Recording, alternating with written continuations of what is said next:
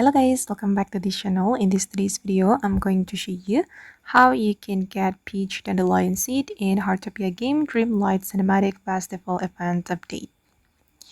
Okay, let's get into it guys. Let me show you the peach dandelion seed.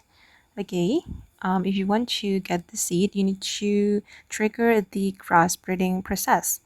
And you can trigger the crossbreeding process by combining two flowers with the same species.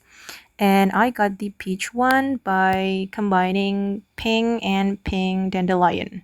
Okay, this pink dandelion, and also this one.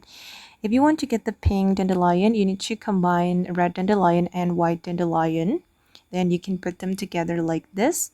And after the flowers are ready to harvest, guys, don't immediately harvest it. You need to keep watering them until you trigger the crossbreeding.